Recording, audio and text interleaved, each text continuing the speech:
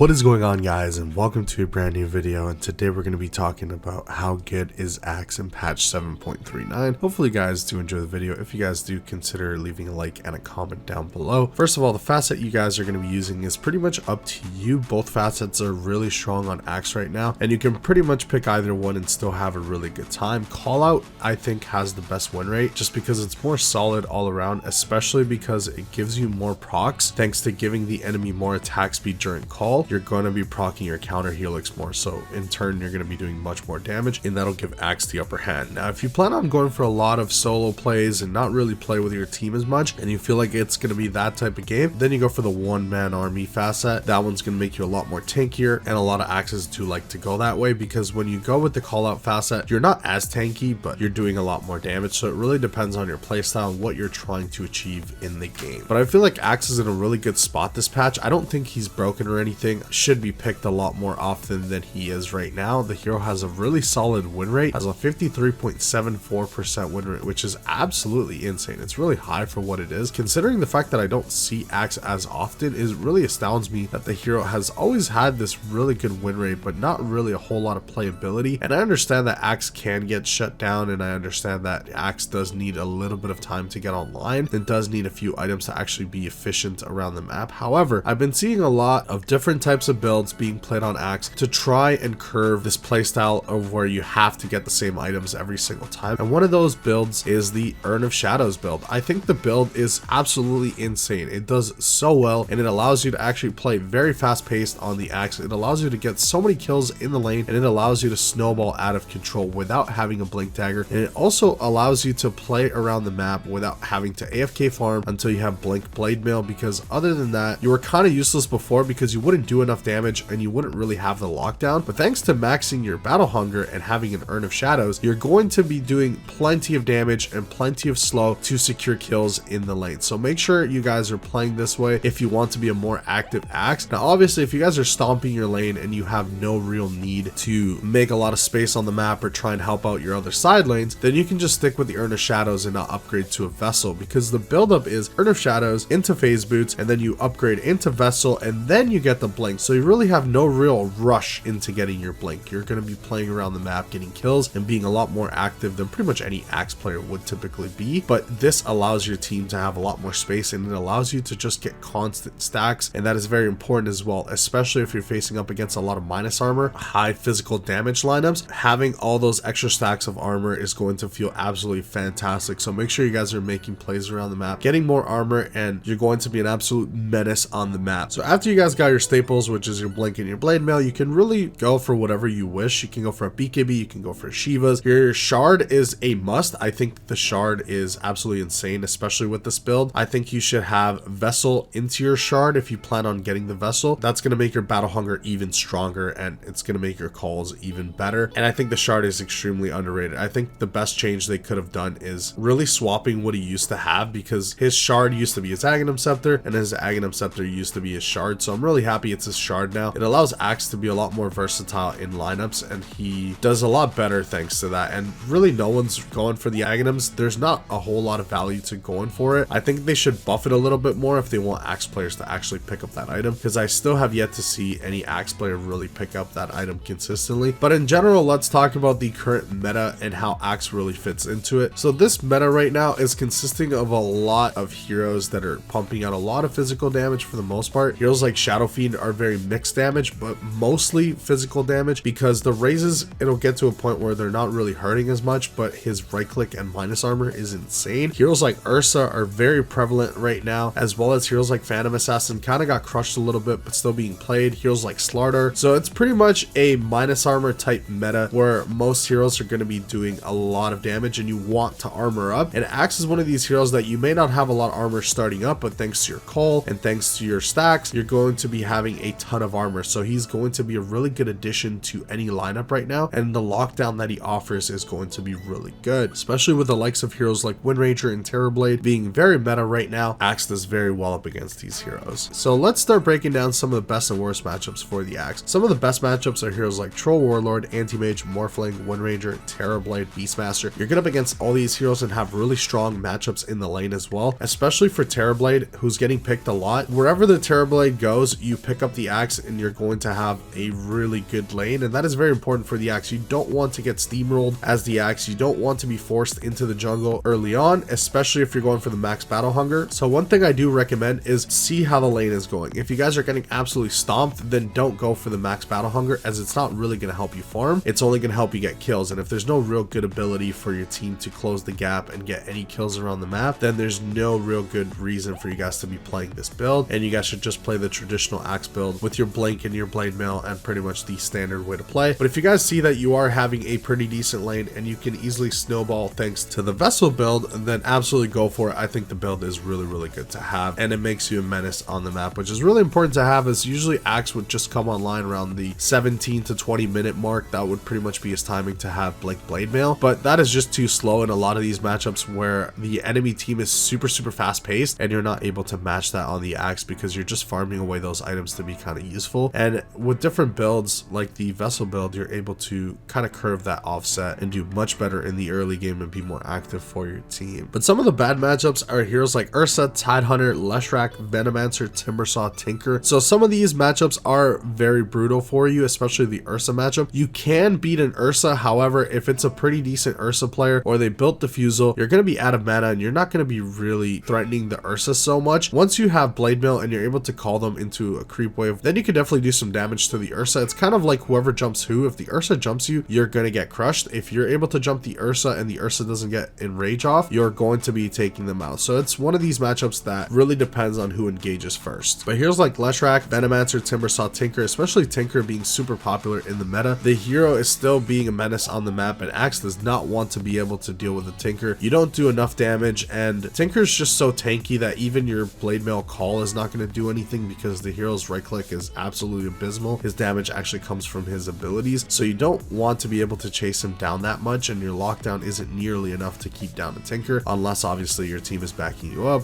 or you guys have built a nullifier to help offset. But even heroes like Leshrac just do so much uncontrollable damage. Axe really doesn't like seeing that much damage burst, so a lot of very magic heavy lineups you don't want to be picking the Axe up against. So you usually want to be able to pick Axe into very physical lineups, that way your armor will help you out, because magic burst is something you definitely don't want to go up against. Let me know in the comments below what you guys think about Axe, if you guys are Axe spammers and if you guys have been seeing a lot more in your pubs. I think the hero will get picked a lot more often, especially as players realize how strong this vessel build is, and I hope it really picks up steam. I really hope a lot of players start playing this way because it just makes Axe a lot more fun to play and not continue to go for the cookie cutter builds. I love innovation in the meta. I love when people are going for different builds, and I love when things are just different and not the exact same way as they've been for years. I love seeing changes in the meta. That's what makes me super excited about a new patch, and I'm really happy to see Axe being in the meta and being a really strong threat in the off lane, as I really do enjoy playing this hero and can easily win a lot of very tight games thanks to his insane lockdown and damage. Hopefully you guys enjoyed the video. If you guys did, consider subscribing and joining the Dota Chronicles community. I will see you guys in the next one. Thank you so much for watching.